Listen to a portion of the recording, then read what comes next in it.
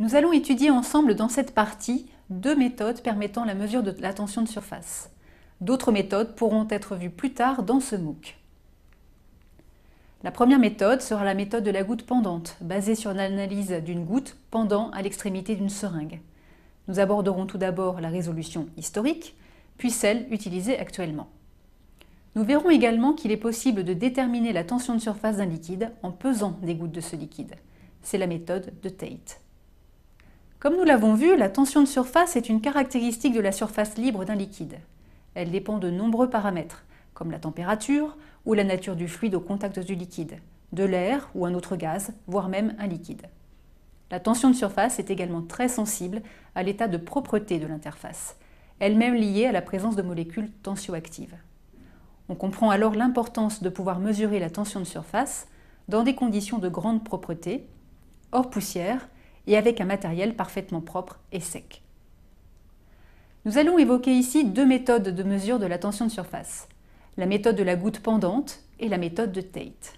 La méthode de Wilhelmy et la méthode dérivant de la loi de Jurin seront traitées dans les compléments.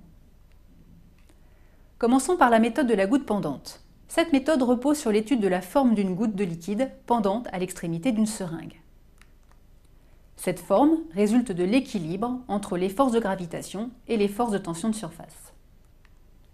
Les petites gouttes ont tendance à prendre une forme sphérique, car les effets de tension de surface sont liés à la surface de la goutte. Or, pour un volume donné, la sphère est la forme géométrique présentant la surface minimale. Par contre, le poids de la goutte est lié, lui, à son volume.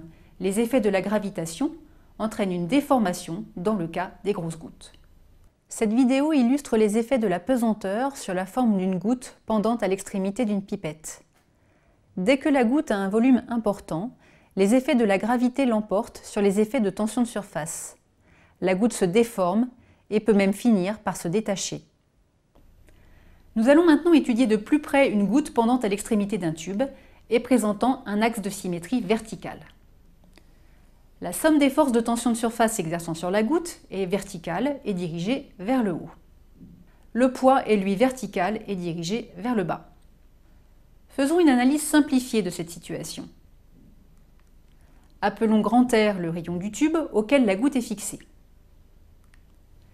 Le périmètre de contact est donc 2π fois grand R. La norme de la force de la tension de surface est proportionnelle à la tension de surface et au périmètre de contact. Faisons maintenant l'approximation que la goutte est sphérique, de rayon Rg, comme l'indique le schéma. La norme du poids est proportionnelle à la masse volumique ρ du liquide et au volume de la sphère. La goutte étant à l'équilibre, le bilan des forces permet d'égaliser la norme des deux forces. On en déduit ainsi la tension de surface. Cependant, le poids de la goutte est sous-estimé dans cette approximation, car on ne tient pas compte du volume de liquide dans la jonction entre le tube et la sphère. Considérons maintenant une analyse plus fine de cette goutte. L'équation de Young-Laplace dicte le profil de la goutte. Dans cette expression, Y représente l'ordonnée d'un point M à la surface de la goutte, l'origine O du repère OXY étant le sommet ou apex de la goutte. R0 est le rayon de courbure au sommet O, tandis que R1 et R2 sont les rayons de courbure principaux au point M. Delta ρ est la valeur absolue de la différence de masse volumique entre le fluide dans la goutte et le fluide environnant, par exemple l'eau et l'air, et G est l'accélération de la pesanteur. Enfin, gamma est la tension de surface que l'on souhaite déterminer. Nous allons tout d'abord considérer la méthode de résolution historique, avant l'avènement de l'informatique. La résolution de cette équation de Young-Laplace n'est pas triviale. Jadis, on procédait en deux étapes. D'abord, la mesure de deux paramètres géométriques de la goutte, son diamètre équatorial dE et le diamètre ds mesuré à une hauteur dE au-dessus de l'apex. Puis le calcul d'un facteur de forme h calculé empiriquement à partir du rapport ds sur dE. Ce facteur de forme est lié à la tension de surface. De nombreuses mesures ont permis d'établir des tables liant le rapport ds sur dE et ce facteur de forme h pour la détermination de la tension de surface. Je vais vous présenter ici deux exemples concrets. Commençons par celui de l'eau pure, pour lequel nous allons suivre les étapes précédentes, pas à pas. On procède d'abord à la mesure du diamètre équatorial dE. On reporte ce diamètre sur l'axe vertical, puis on mesure à cette hauteur le diamètre ds. On peut alors calculer le rapport ds sur dE, puis le facteur de forme H. Dans le cas de l'eau pure, ce calcul donne une tension de surface de l'ordre de 77 milliNewtons par mètre, la valeur couramment retenue étant de 72,8 milliNewtons par mètre à 20 degrés Celsius. On note donc un écart non négligeable entre les deux valeurs, montrant l'incertitude assez importante de la méthode. Traitons maintenant le cas de l'eau additionnée de liquide vaisselle, en suivant la même procédure, étape par étape. La tension de surface est ici estimée à 35 milliNewtons par mètre. Elle est donc inférieure de manière significative à celle de l'eau pure. On peut donc en déduire que les molécules détergents abaissent la tension de surface. Ceci est dû au fait que ces molécules forment une monocouche à la surface de l'eau, modifiant fortement ses propriétés élastiques. Voyons maintenant la méthode actuelle de résolution de l'équation de Young-Laplace.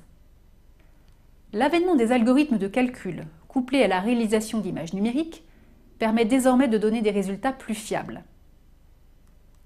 Ces méthodes permettent d'ajuster le profil expérimental de la goutte au profil théorique déterminé après résolution de la loi de Young-Laplace, en donnant accès à la tension de surface, mais aussi au rayon de courbure. Notons que la résolution de cette équation permet également de déterminer la tension de surface au niveau d'interface enfouie entre deux liquides, et dans le cas de gouttes montantes. De telles gouttes sont observées par exemple dans le cas du dodécane dans l'eau. Par contre, les mesures à l'air sont impossibles dans le cas de liquides volatiles. Nous allons maintenant aborder une autre méthode pour déterminer la tension de surface.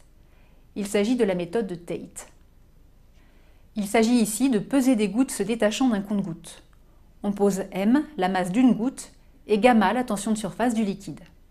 Le bilan des forces s'exerçant sur la goutte juste avant qu'elle se détache permet d'établir l'expression de sa masse, en fonction de la tension de surface du liquide la constituant et d'un facteur de forme K lié au rayon de courbure R du bord de l'orifice du compte-gouttes.